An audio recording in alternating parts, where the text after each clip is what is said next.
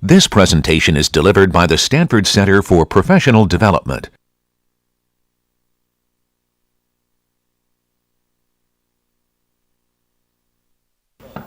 Hey everyone, welcome. I have 3 handouts for you today. I put them up on the board because they're not in sequence. I went back and used the number for assignment 5 that I gave out a week ago today. So people who are watching on TV, make sure you go back and get the solution to handout 19. I think that's what it is. Let me just check. It is indeed. And so there's like all of these handouts in the last week that have corresponding solution sets. So make sure you actually download the solutions as well so you can compare your answers to mine and make sure that they're in sync with one another. You know you have the midterm on Wednesday evening at 7 o'clock to 10 o'clock in Hewlett 200, the huge room over there.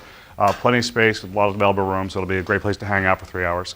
And I want to be clear that I am certainly covering code generation. You've seen that on the sample exams that I gave out last week. I am not going to include code generation for C++ features. No true references and no object orientation, no methods. So pointers, that's fine. Anything related to asterisks is real, that's real C, and I've emphasized that in the early part of the code generation. But references and methods, the code generation for that, it's not testable in the midterm. You will certainly see it on the final. I always know exactly what type of question I put on the final for that stuff, but you will not see it this Wednesday. Okay? I also promise to not have any preprocessor or linker or compiler stuff. I went through that kind of as a transition from C, figuring out how to build executables out of the C language. But I'm not going to test that material because I have tested it in the past and it just never goes well because it's so esoteric and we don't have any kind of real problems to exercise the material, so people just didn't do well, so I just stopped testing it. When I left you last time, I had written this farcically simple program that was supposed to model the selling of 150 airline tickets on a single flight. And so let me repeat that and point out why it's problematic and how we're going to move away from it. I went ahead and did something like this.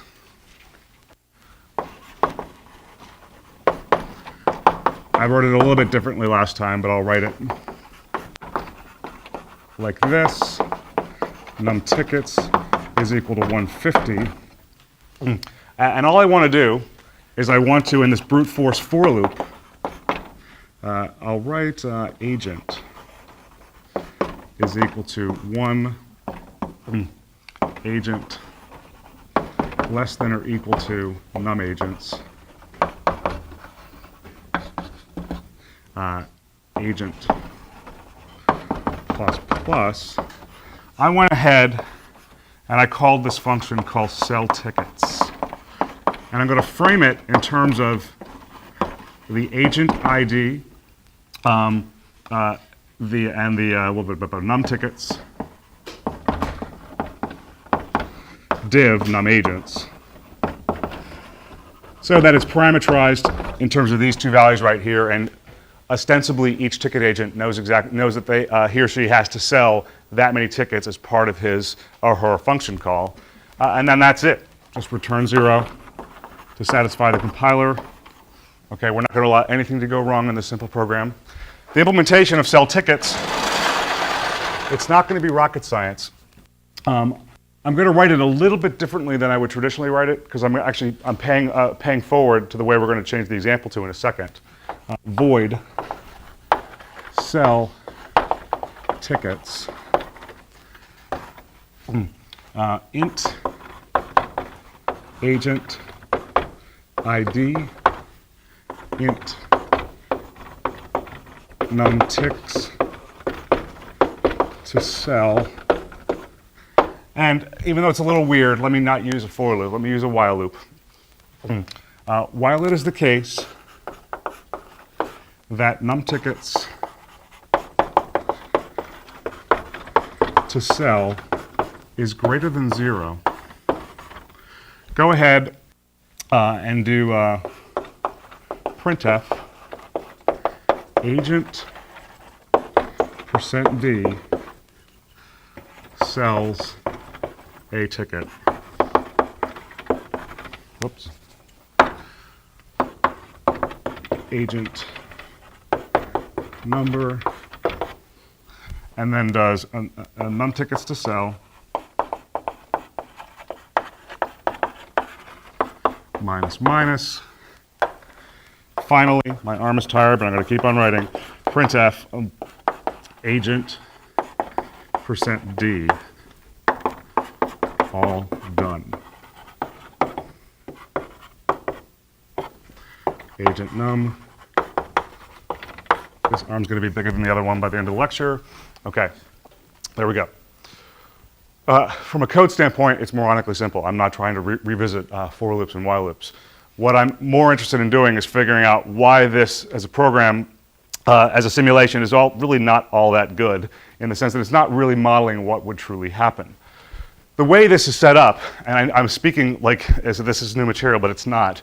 It's clearly going to be sequential, and ticket agent 1 is going to sell all of his or her 15 tickets before anything happens with ticket agent 2. So you know that the printout of this would have 160 lines, 16 lines per ticket agent. Okay, I'm sorry, 16 lines per ticket agent. But they would be sorted all ticket agent number 1, followed by an all done comment. That's the 16th. Okay, does that make sense to people? Okay. And there I'm sorry, 165, because there's 15 agents going on here. I'm sorry, no, there's 10 agents, so 160, I'm just confused. But everything's going to be all about agent number 1 before it's agent number 2, before it's agent number 3, etc. I really don't like that, okay? This is a fairly compelling example where if we're really trying to model the simulation of an actual airline ticketing room, that you want to see all of these ticket agents running simultaneously and working, not competing, but working collaboratively to sell all 150 tickets at the same time. I'm going to simplify the problem a little bit and let all of them just work to sell 15 tickets, knowing that because of the way the code is written, that if everybody sells their 15 tickets, all 150 tickets will be sold. But this will do it sequentially. I don't want to do it sequentially. What I want to do is I want to set it up so that all of these ticket agents follow the same function, follow the same recipe for selling tickets, but they all seemingly run at the same time. Okay? Now, in order to do that, we have to use a thread package, a package or a library that we've written here at CS107 land in order to do that. It turns out that while C and C++ are standard, thread packages and libraries to help support the type of thing I want to do here are not standard across platforms, and to the extent that they're standardized in Unix and Linux flavors, it's actually very difficult to use. It's like quirky syntax. It's like worse than like C++ iterators in terms of syntax. So we actually packaged and layered some stuff on top of the thread libraries that are available for Unix and Linux, and wrote a slightly easier thing to deal with. I'm just going to write the functions to show you how this stuff works, and you can kind of intuit meaning as to what these functions are supposed to be doing for us. Now, when I talk about a thread, I mentioned this briefly on Friday, thread is really short for single thread of execution. So when I'm talking about a thread, I'm talking about some function that's running, presumably in the company of other threads at the same time. I want to set this up so that each of the 15 ticket agents operate like dogs at a racetrack, and I really want to lift the gate, and it's not so much a race with each other as it is just a race to the finish line. But all 15 of these dogs, all 15 of these threads, are going to be interesting in following whatever recipe it takes to complete the function.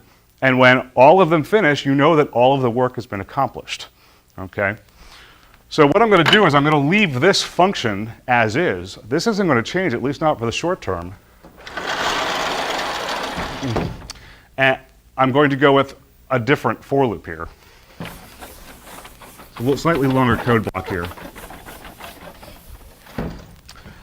After I frame the simulation in terms of the number of tickets and number of ticket agents, I'm going to call this function init thread package.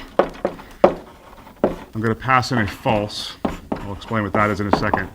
You know how in CS106 and 106B and 106X you called init graphics to bring up the graphics window, or you called init boggle graphics, or whatever, you had this one static routine you call up front to kind of set everything up? If you want to use the thread library on our system, you actually have to tell the executable that you're going to be doing that. This is just an initialization routine that has to always be in place before you call any other function in this library I'm teaching you right here. Okay? This basically says that I'm going to be using threads. This false means please don't print any debugging information. If you pass a true in there, you get all types of information about how the threads are executing. Now what I'm going to do is I'm going to repeat the for loop. Int agent less than or equal to num agents agent plus plus. Here is how you set up the actual, this is how you set up the dogs at the racetrack. What I want to do is I want to create a name that's unique to a particular ticket agent. I'm going to do that by declaring this in-place buffer. If you haven't seen this function, it's not the emphasis, but I also will show it to you because it's in the handout. I'm going to printf, not to the console, but to a character buffer. There's a function called sprintf to do that. Rather than actually echoing the characters to the screen, I echo the characters in place to a character array and make sure it turns out to be a C string. The character buffer that functions as that console of sorts begins at the name address. Okay? And as long as I don't print more than 32 characters, I won't overrun the boundaries of this thing. This is the structure of what gets printed.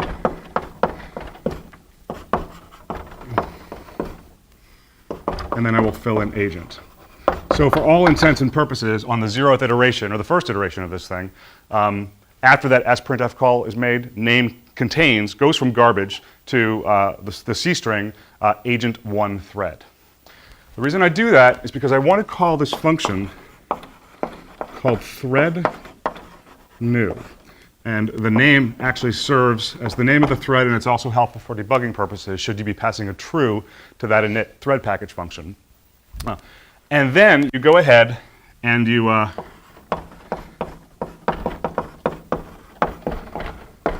pass in the address of the function that you'd like to execute in a single thread of execution. Okay? This right here, it's just an arbitrary function pointer.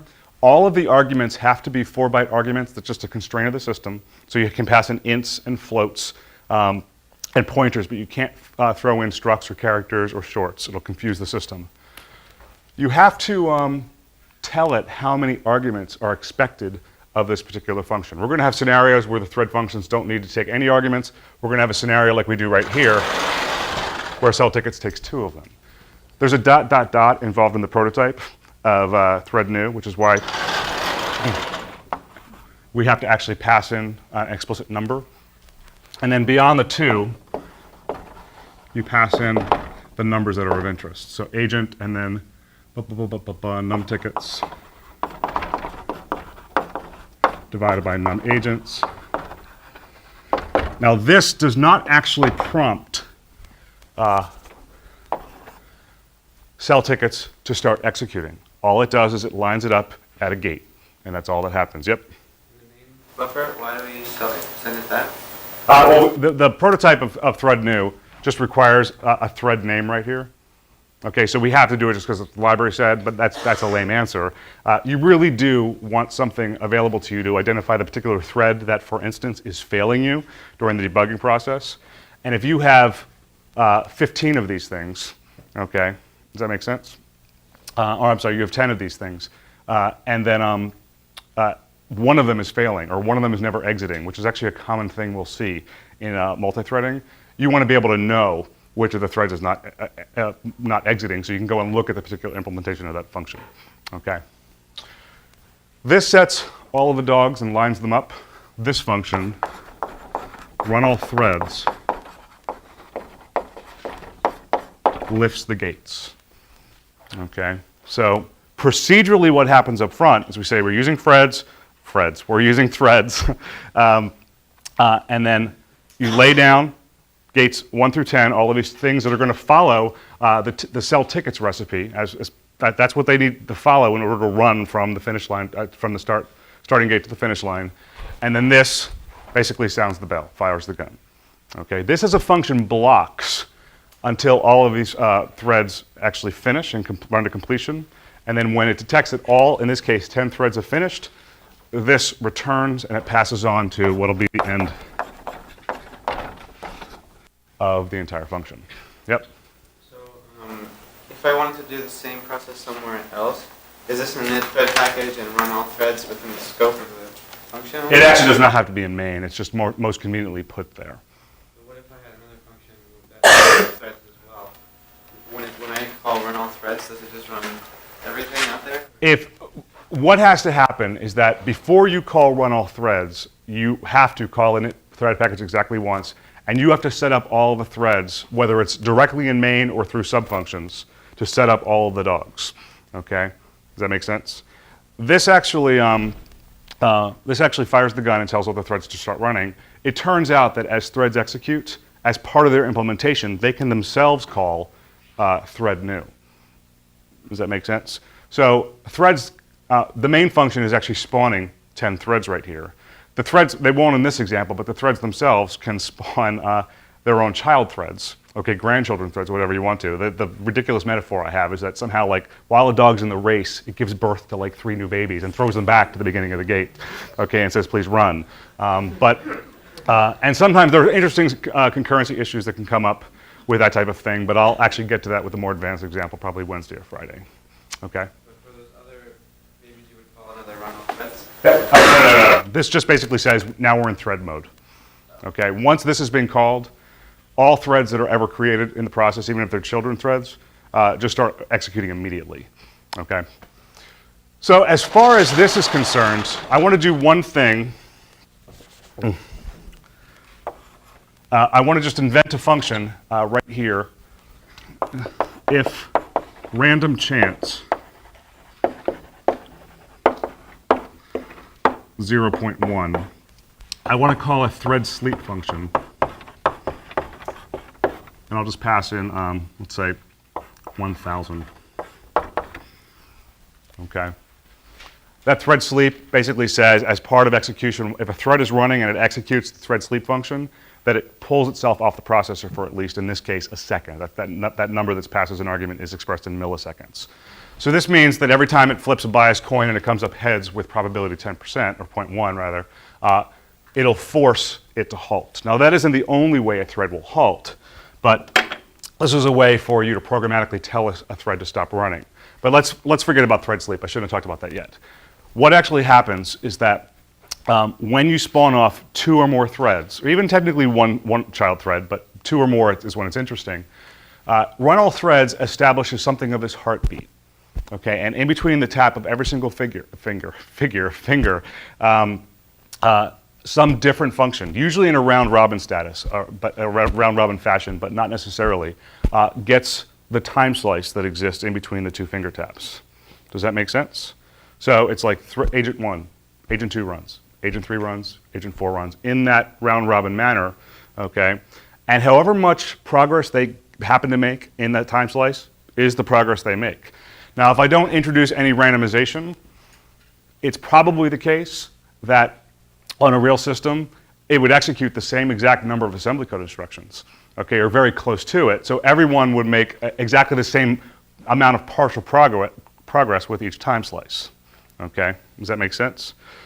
To make it a little bit more real world, we introduce some stochastic process here where things all of a sudden get a little bit random, and maybe it's the case that ticket agent 1 sells 2 tickets in his or her time slice, and then gets pulled off the processor instead of actually being allowed to sell 2 more tickets.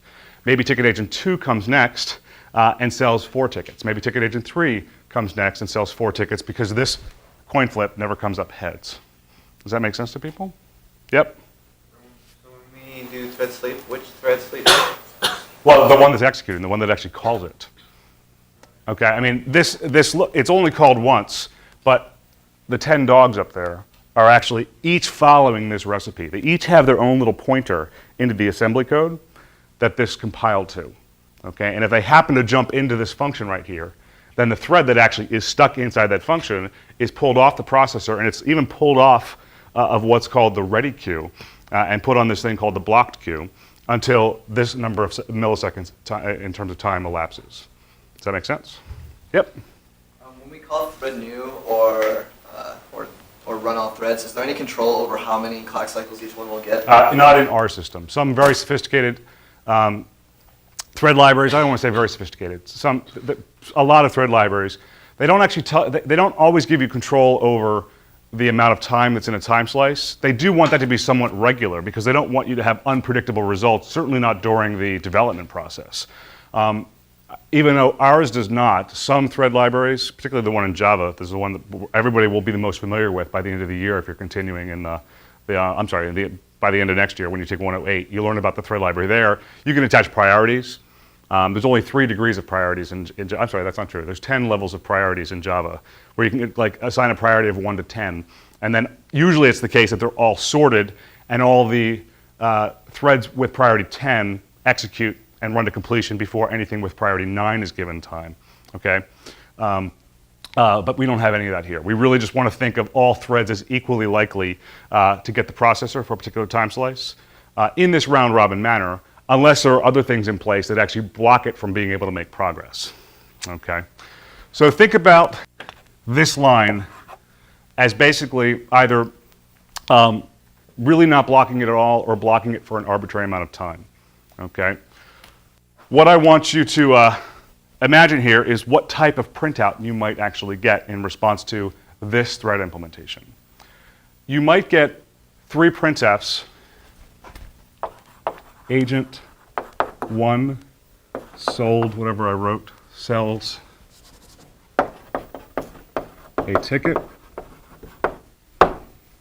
May happen like that. Maybe it sells 3, maybe agent 2 comes next. Maybe agent 3 sells 5 because that's how much time slice allows. Maybe 5 is actually the most you'd actually see up front as the number of tickets that's sold. But you understand what I'm getting at here, okay? Does that make sense? It would just keep on cycling through all of them. Maybe it is the case after 130 or so lines that for whatever reason agent 7, all done, gets printed. There's an exclamation point, yes. And then maybe it's the case that agent 8 sells a ticket. Agent 8, all done.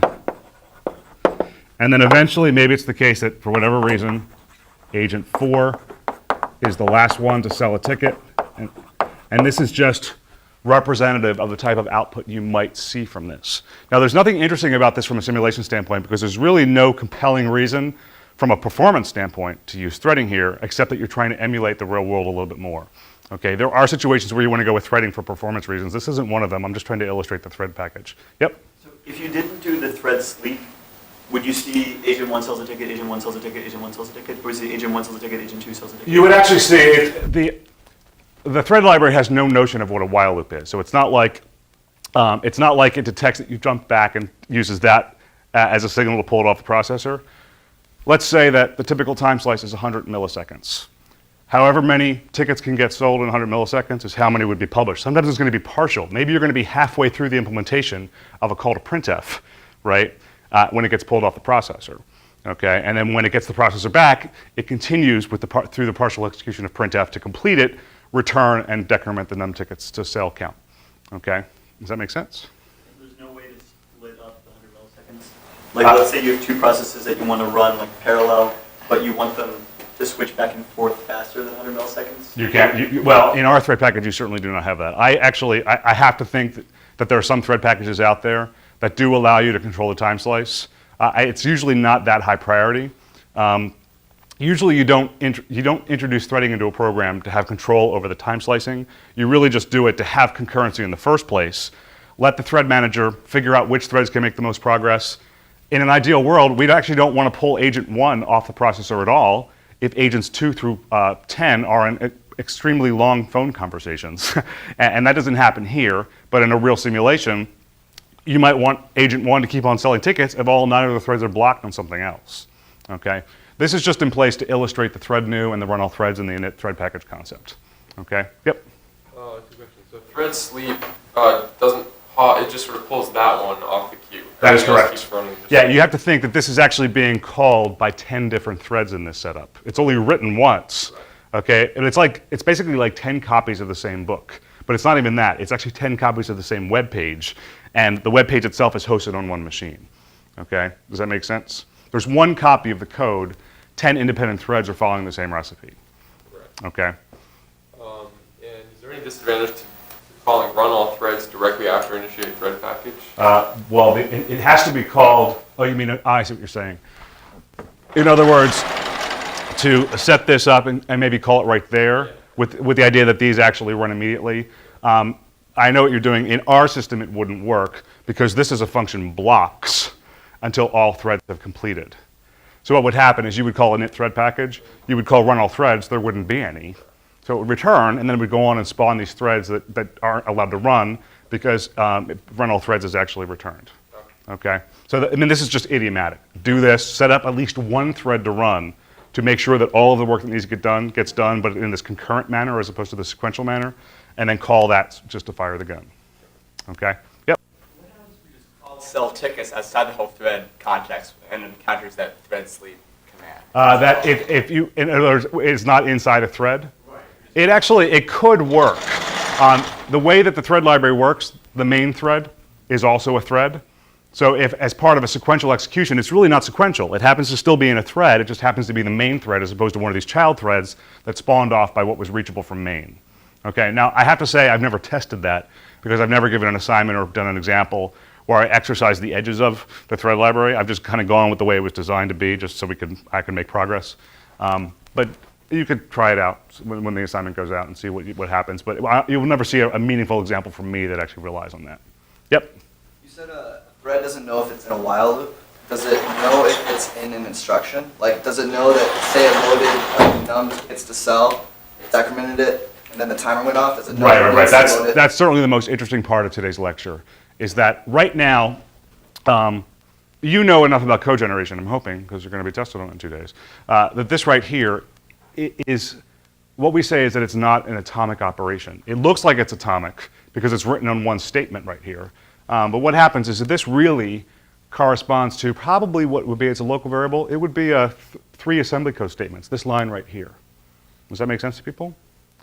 So it's going to like basically load num tickets to cell into a register, decrement it by 1, and flush it back out. That's what in the normal context this would compile to, right? There's no requirement. In fact, the thread library has no clue when it's executing one assembly code instruction, whether it's on the boundary between 2 C statements or whether it's midstream between something that was generated from 1 C statement. Does that make sense? So C instructions are not atomic. Okay, and this is going to be a complexity we're going to start to solve in the last 20 minutes of lecture right here. So when it gets swapped off the processor, it could be right before the first instruction of the 3 that this compiles to. It could actually finish right after the third of the 3, or it could be pulled off the processor 33% or 66.7% of the way through the code block that this compiles to. Does that make sense? So basically the takeaway point, and this kind of foreshadows what's going to happen in the next few minutes, is that it can make partial progress on the minus minus. It's almost like I minus minus it, and it stops. And it's pulled off the processor. And it's going to pick up from there when it gets the processor again. Does that make sense? But something else in the next few time slices is going to make some more work. Okay? Or do some more work. Yep? Can we stop midway through an atomic function? No, every single assembly code instruction is either not executed or it's executed in full. Okay, I mean, that's just because everything is like quantized on the clock cycle. Okay, the thread library and the switching between threads, that's managed by this very high priority thread that always gets the processor back every time slice, at the end of every time slice. And it itself is effectively written in assembly code as well, because that's what it compiles to. Okay, yep. I was wondering how much time this will take. So if I were to not do this, not concurrently, just all of agent 1, all of agent 2, it would take the same and probably less than. Yeah, that is absolutely true. Like I said, I would say there's not a compelling reason from a performance standpoint. I'm just trying to come up with a very simple example to illustrate just the concurrent idea. For assignment 6, I mentioned this before, but you were going to adapt your assignment 4 solution, or mine for that matter, if you want, to use threading. Now you know how painfully slow the loading process is, where you just watch like this article and this article. Most of the time is not spent actually pulling the text. Most of the time is spent waiting for a connection to some server in Boston or in London to actually be established. And once that's in place, pulling the text over is actually fairly fast compared to that. Does that make sense? Yes, no? Okay. So the reason it takes so long is because you have 500 articles to index, and you do one at a time, and you feel every single stall time in sequence. If you use threading, and this is the best example of all of the ones I'm going to have, I think, where threading is really important. If you use threading and you spawn off 12 download from BBC server threads, okay, all of them make enough progress, all of them try to open the connection, and because that's considered a block at the kernel level, it's pulled off the processor. It's this much more harsh version of thread sleep. Okay, but it sleeps for a meaningful reason because it really can't make any progress, and the thread realizes that, and the thread manager realizes that, so it pulls it off the processor while it's waiting for the connection to be established. Does that make sense? Well, imagine that all happening with 12 threads. All of those dead times that are associated with the network connection, establishing the network connection, they all align and overlap and pipeline in this way that really saves us a lot of time. Does that make sense? So if you have if, let's say, 80% of the time, it's probably more than that, 80% of the time for any one thread is associated with establishing that network connection, and you overlap all of those times, think about the amount of speed up you're going to get. You're going to be so delighted with the final product of assignment 6. I mean, I'm not just saying that because I wrote the assignment and I want that to be true. It really is, in fact, the case, because once you get it working, what used to take 7 or 8 minutes to load, 10 minutes if I add more things to the RSS feed, downloads in a matter of, depending on how savvy you are, between 15 and 45 seconds.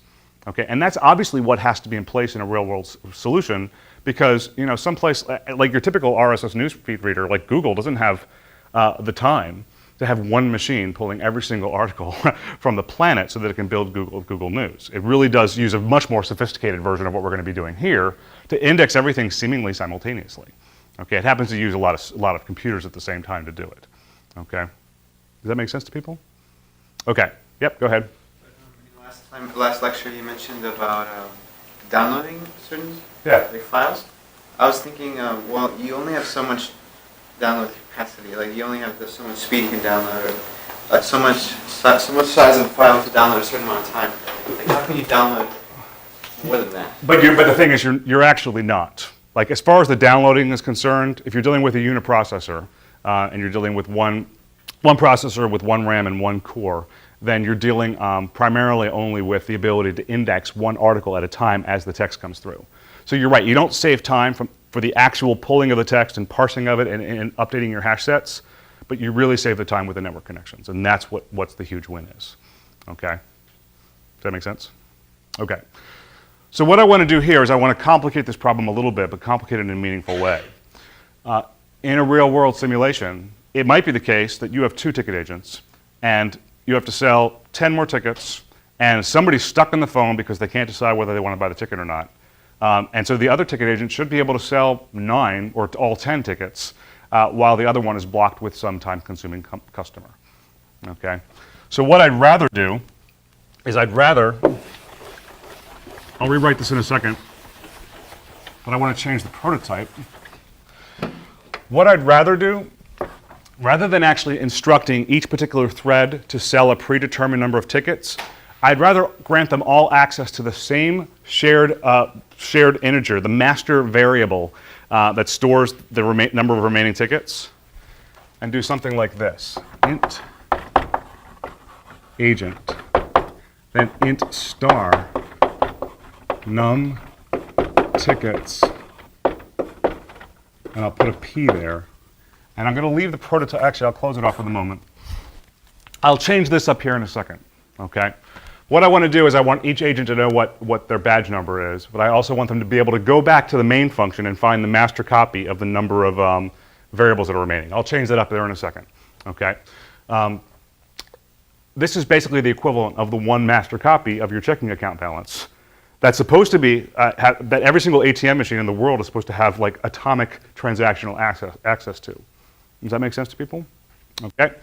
So in a nutshell, I'm not going to bother with the printfs because they're not as interesting to me anymore. While it's the case that num tickets P is greater than 0, okay, go ahead and do this. I don't know what word that is. Num tickets P, I need the parentheses here. And then you can imagine the printfs interspersed where they would be interesting to us, but I'm obviously interested in selling a ticket and deducting the global counter. The setup up here would change just slightly. So all I would do is I would pass in ampersand of num tickets. Like that. And as opposed to each thread running its own function, where each thread has its own stack frame with its local copy of what was num tickets to sell, now all of them maintain a pointer to that what is now 150 at the beginning of execution. Does that make sense? So just to draw some pictures, if here's the stack segment, here is the main thread and its stack frame.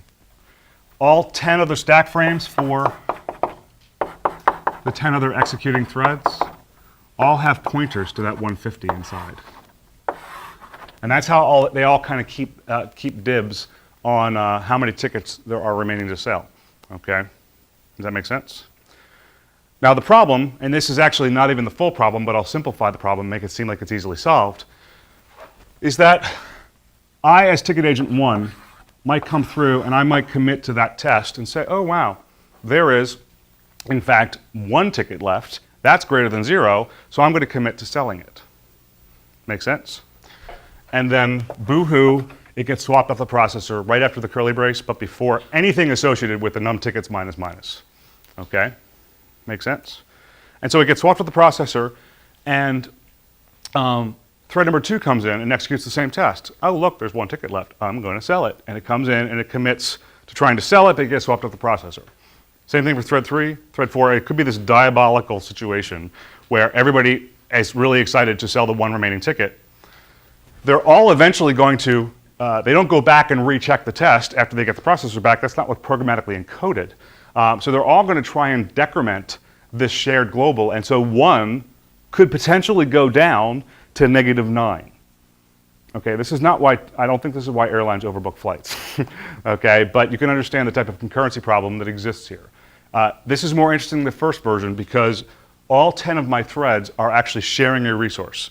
Okay, they're all depending on the same shared piece of data, and if they're not careful in the way they manage the shared data, and if it's part way through the execution and it makes decisions based on information that will become immediately stale if it's pulled off the processor, then the integrity of the global data can actually be mucked with and actually be compromised.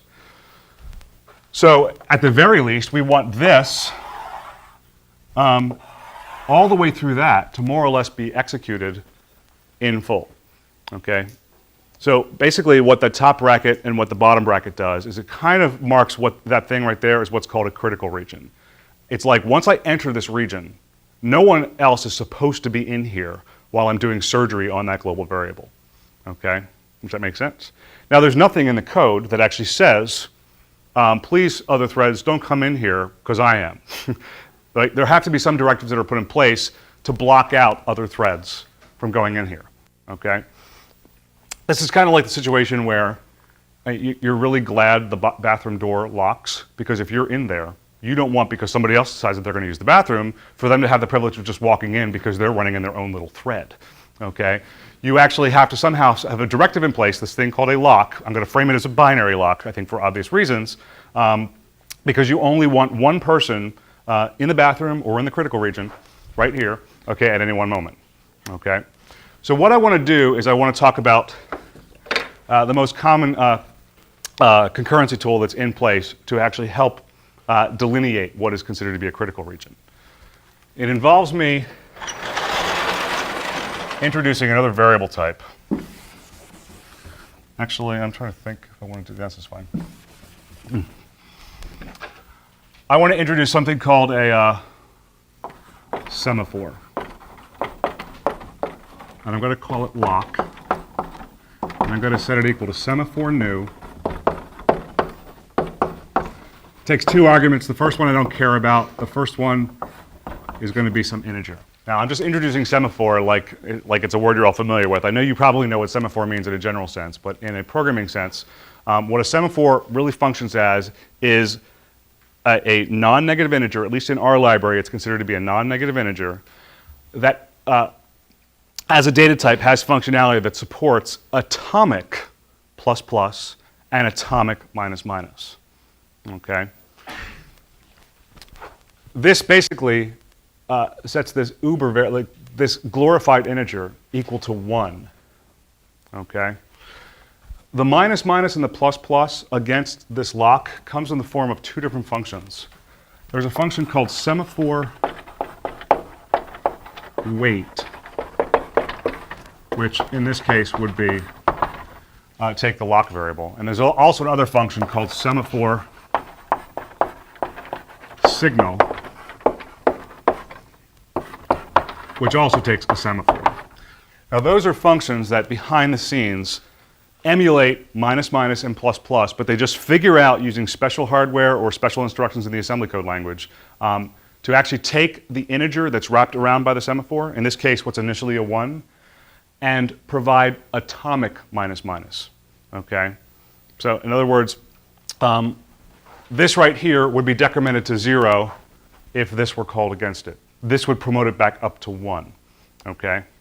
The reason that wait is the verb here is because we're going to generalize a little bit, and you think about the semaphore as tracking a resource. In this case, there's exactly one person allowed in the bathroom, or there's one person allowed into the critical region, okay, which is why that's the 1 in the first place. And you acquire that resource, or you wait for that resource to be available, and when you don't need it anymore, you signal it, or you somehow release the lock so that someone else can pass through if they were themselves waiting on it. Okay? Make sense? So what I want to do is I want to use one of these, I should make, there's one key point I forgot to make, is that because the semaphore integers in our world are never allowed to go from non-negative to negative, there's one special scenario that's handled by semaphore wait. If semaphore wait is passed to semaphore that at the moment it analyzes it is surrounding a 0, it doesn't decrement it to -1. It's not allowed to do that. That's just the definition of what a semaphore is. If it detects that it's a 0, it actually does what's called block. And it blocks on that semaphore. It actually pulls itself off the processor because it knows that it's obviously waiting, presumably, for some other thread to signal that thing before it could ever pass through that semaphore wait call. Does that make sense to people?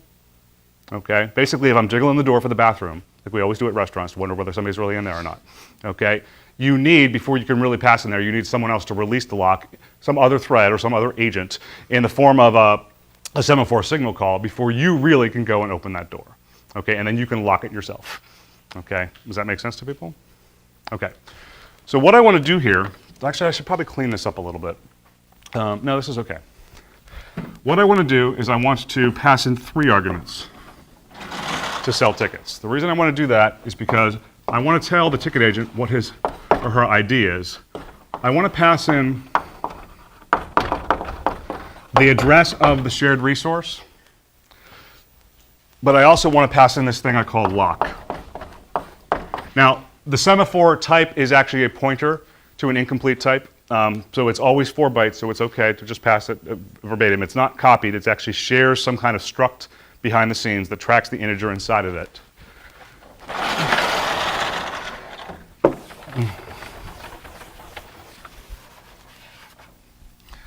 And then the prototype of this would need to change to take a semaphore I'll call lock. And this is the implementation I want to go with.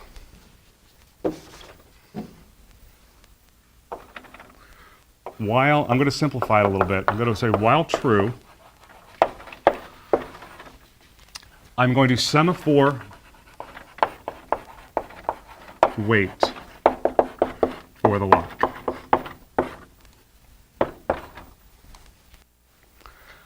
As a thread, I have no business following that pointer and looking at its value and comparing it, using it in any sense, even comparing it to 0, Because as I advance through the execution, I can't trust that that comparison actually is meaningful, okay, if at any point during progression it actually gets swapped off the processor and other threads can go and muck with that shared variable. Does that make sense to people? Okay. So what I want to do is I want to wait on the locked bathroom door.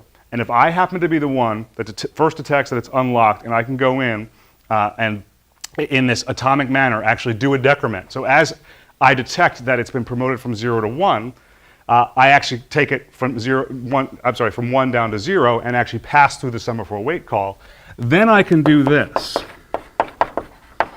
Num tickets P is greater than 0. Oh, I'm sorry, I'll change it.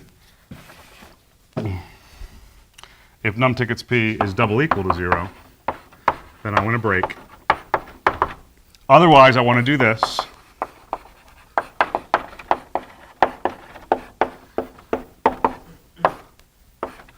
I want to put whatever printf I have right here to say that I sold a ticket. And then I want to semaphore signal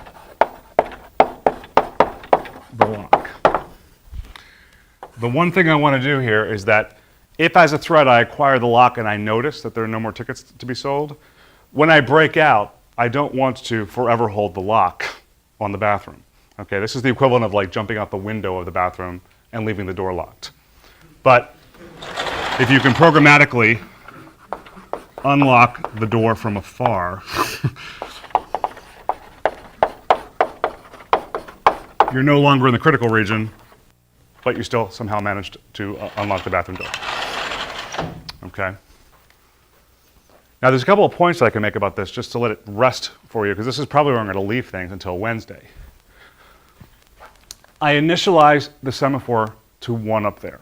That basically functions as a true, or in the case of a semaphore functioning as a binary lock, it basically says that the resource is available to exactly 1 thread, and the first thread to get here actually does manage to, in an atomic way, take the 1 and do a minus minus on it down to 0, because it actually committed to the minus minus.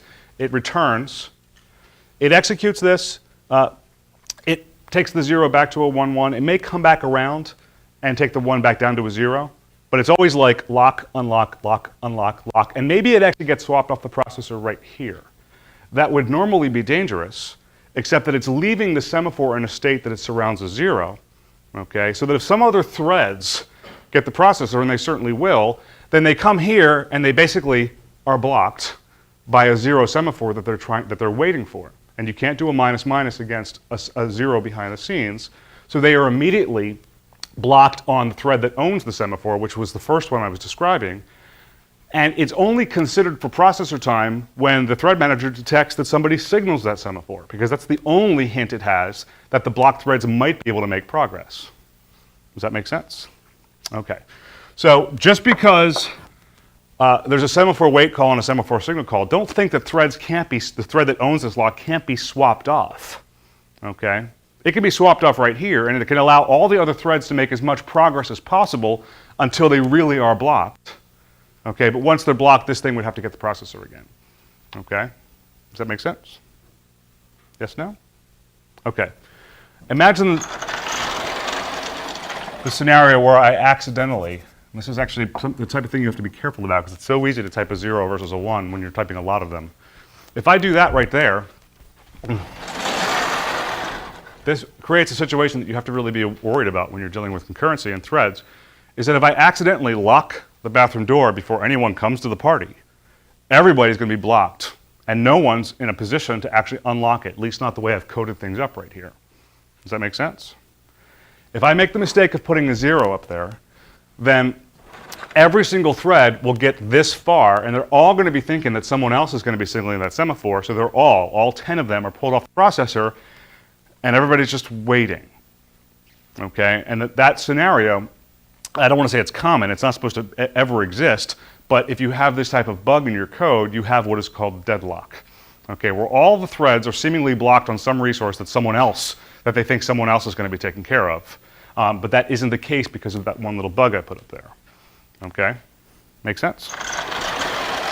If I have the opposite error, and I do that right there, from a programmatic standpoint, if it's going to be 2, it might as well be 10. Okay, if you're going to let 2 people in the bathroom, why not let all 10? If you're going to actually let 2 people go into the critical region and muck with global data at the same time, then you have the potential for kind of messing up, for having 2 threads deal with this shared global variable in a way that they really can't trust each other. Does that make sense to people? Okay. So there's that. So the real answer here is that this, in this particular case, should be a 1. Now we will see situations where a 0 is the right value. Okay, we will see situations where 2 or 5 or 8 or 20 or 64 are the right values. But for this one scenario where I'm using a semaphore to basically limit access to what's clearly identified as a critical region, okay, that is the common pattern for using a semaphore. Okay, question right there? Do we have 2 signal locks? 2 signal locks. Oh, this one right here. This is the one that I actually is there whenever I actually do a decrement. Because I can break out of the loop right here. If I break out of the loop, I circumvent this final call right here. But other threads may be blocked on the semaphore right here. All they need to do is to verify as well that there are no tickets left. Okay? But you still have to allow them to programmatically get there so that they as threads can also exit. Okay? Does that make sense? Okay. Yep. Is there something stronger than a semaphore that actually won't let the thread get pulled if you have something time sensitive? Actually, just priorities is really it. And then even then, it's probably up to the thread manager as to whether or not, what would probably happen is a really sophisticated thread manager might actually know behind the scenes, before it even grants the thread the processor, that there's only one thread with that priority. So it might actually have, and I don't know that this is the case, and I'm just like speaking in terms of implementation details. It might say, okay, well that's the only one of that high priority. So unless we see it spawn a thread of equal priority or higher priority, we're just going to let it run until it actually blocks itself, in which case we don't have any choice. I don't know that many systems do that. I think the mild hit that they take by just taking a processor off and spending like 2% of the time that would otherwise be available, if they have to complicate the implementation of the thread manager just to get that win that doesn't come up all that often, they might not bother. Maybe they will, I just don't know, but it's technically possible to do it. Okay, so we have more examples come Wednesday, but I just wanted to make sure you all got this. Have a good night.